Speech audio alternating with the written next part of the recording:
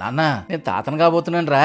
అవునన్నా, కానీ ఈ టైంలో నేను తన పక్కకు ఉండలేకపోతున్నానని చాలా బాధగా ఉంది. ఒక్క 3 నెలలు నా ప్రాజెక్ట్ కంప్లీట్ చేసుకొని వచ్చేస్తాను. నువ్వేం టెన్షన్ పడకురా, అమ్మ నేను ఉన్నాం కదా, మేము చూసుకుంటాం. కంగ్రాచులేషన్స్ తల్లి. థ్యాంక్ యూ మావయ్య.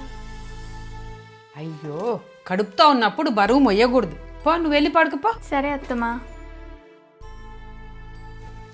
ఏంటమ్మా ఇది? ఇప్పటి నుంచి నీకు బిడ్డ పుట్టేంత వరకు ఈ ఇంట్లో ఏ పని చేయడానికి లేదు. నేను అత్తమ్మ చూసుకుంటాం. ఇటీ పర్లేదు మావయ్య, నేను చేస్తాను. ఇయ్యమ్మా, అయ్యో. చెయ్యి, నువ్వు వెళ్ళు.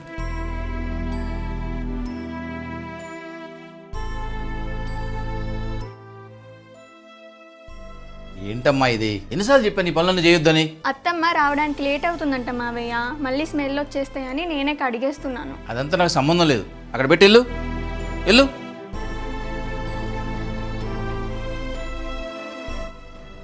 హార్లిక్స్ తాగమ్మా. థ్యాంక్ యూ మావయ్య. ఇంకోసారి పనులు చేసావంటే కొడతా. పని మనిషిని మాట్లాడాను, అత్తమ్మ లేనప్పుడు తను చేస్తుంది. సరే మావయ్య. తాగు. కడుపుతో ఉన్నప్పుడు తండ్రి లాంటి మావయ్య పక్కనే ఉంటే చాలు. ప్రతి ఆడపిల్ల ఆనందంగా ఆరోగ్యంగా ఉంటుంది.